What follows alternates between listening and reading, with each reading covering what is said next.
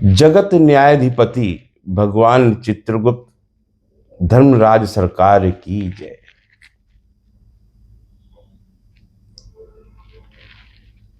मैं संसार की उस प्रथम पीठ भगवान चित्रगुप्त जी, जो संपूर्ण जगत के प्राणियों को उनके कर्मों के आधार पर फल देने वाले देवता हैं, उनके बुरे कर्मों का दंड देने वाले देवता हैं, उस पीठ का पीठाधीश्वर और मेरे कार्य और कर्मों के आधार पर मुझे संत महासभा द्वारा जगत गुरु श्री चित्रगुप्ताचार्य की उपाधि मिली।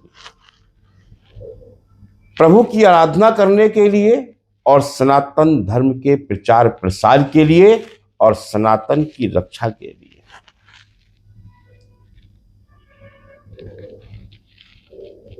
आज जिस प्रकार से, क्योंकि बात न्याय की हो रही है, न्याय के देवता की हो रही है।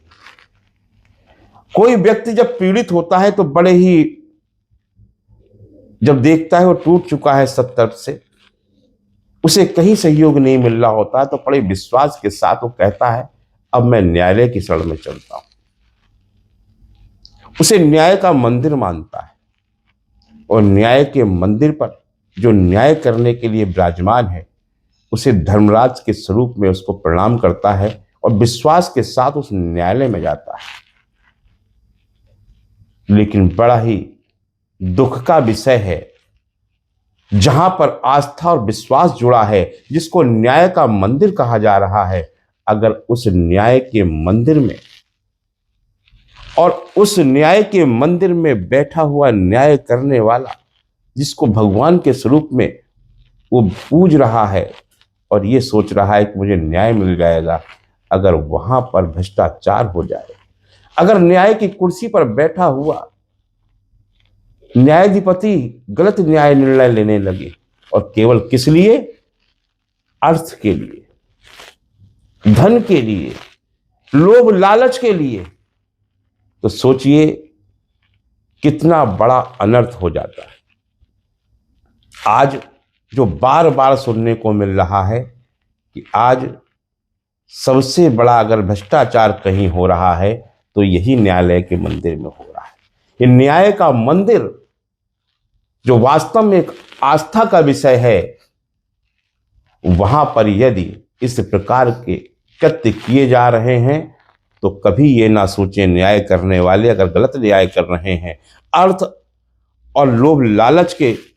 चक्कर में अगर गलत निर्णय ले रहे हैं, तो निश्चित ध्यान रखना भगवान चित्रगुप्त जी के दंड से आप कभी नहीं बच सकते। और सबसे बड़ी तो मैं सन की बात करता हूं, पहले सरकारों पर तो लांछन जिसे लगाने थे लगा लिए। आज सनातन की सरकार है, हिंदुओं की सरकार है, हिंदुत्व की बात करने की सरकारें हैं, और उस पर ये ध्यान नहीं दे रहे कि राम राज्य में किस प्रकार से न्याय होता होगा, प्रभु श्री कृष्ण के काल में किस प्रकार से न्याय होता होगा। आज तुम यूरोपियन न्याय की व्यवस्था पर कार्य कर रहे हो, यूरोपियन न्याय की देवी को विराजमान करके बैठे हुए हो, जबकि समस्त संपूर्ण जगत के न्यायाधिपति कौन है? भगवान चित्रगुप्त जी। अगर न्यायालय में कोई मूर्ति लगानी है न्याय के मंदिर में, तो अपने इष्ट की लगाओ, अपने भारत के, अपने इस अखंड भारत के जो भगवान है, जो सनातन के देवता हैं, भगवान चित्रगुप्त जी, उनको विराजमान करो। अगर वो विराजमान होंगे तो निश्चित तौर पर न्याय की कुर्सी पर बैठने वाला हमारा जो न्यायाधिपति है वो कभी भी गलत निर्णय नहीं लेगा, कभी भी गलत न्याय नहीं करेगा। इसलिए आज मैं इस वीडियो के माध्यम से दो लोगों को ही संदेश देना चाहता हूं। एक भारत की कानून व्यवस्था देखने वाले कानून मंत्री और भारत सरकार को कि तत्काल प्रभाव से ये निर्णय लिया जाए और भारत के न्यायालय में यूरोपियन देवी की मूर्ति हटाकर भारत के और जगत के न्यायाधिपति भगवान चित्रगुप्त जी को विराजमान किया जाए। और साथ साथ मैं चेताना चाहता हूं समस्त जजों को, न्यायाधीशों को कि अगर तुम लोभ लालच के चक्कर में,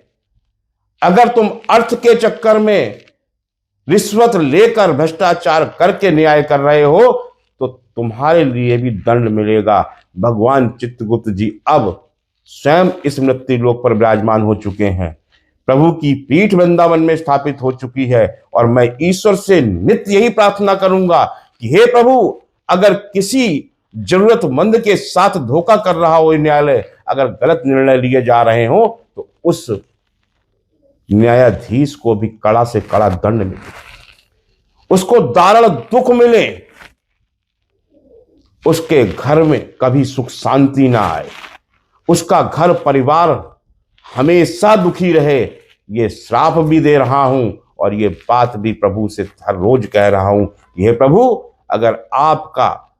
ये से जितने भी न्यायाधीश बैठे हुए हैं भगवान चित्रगुप्त जी के सेवक हैं और मैं भी प्रभु भगवान चित्रगुप्त जी का सेवक हूं, इसलिए आज मैं आपको चेताना चाहता हूं और भारत सरकार से भी निवेदन करता हूं और चेताता हूं कि शीघ्र ही हर भारत के न्यायालय में भगवान चित्रगुप्त जी का ये 4 हस्त वाला जो उनकी प्राण प्रतिष्ठा हुई है, जो वृंदावन बांके बिहारी लाल जी की नगरी में जगत की न्यायालय बनाया गया है, जहां पर न्यायाधिपति स्वयं विराजमान हुए हैं, उस प्रतिमा को, उस विग्रह को समस्त न्यायालयों में स्थापित किया जाए और न्याय व्यवस्था के सुधार पर विचार किया जाए। और भारत की न्याय प्रणाली जो है वो वही होनी चाहिए जो राम राज के समय थी, जो कृष्ण राज के समय थी, जो भारत का न्याय था, जो भारत के न्याय दंड विधान था, उसको यहाँ पर पारित किया जाए, ना कि यूरोपियन न्याय के हिसाब से यहाँ पर कार्य किया जाए। विदेशी चले गए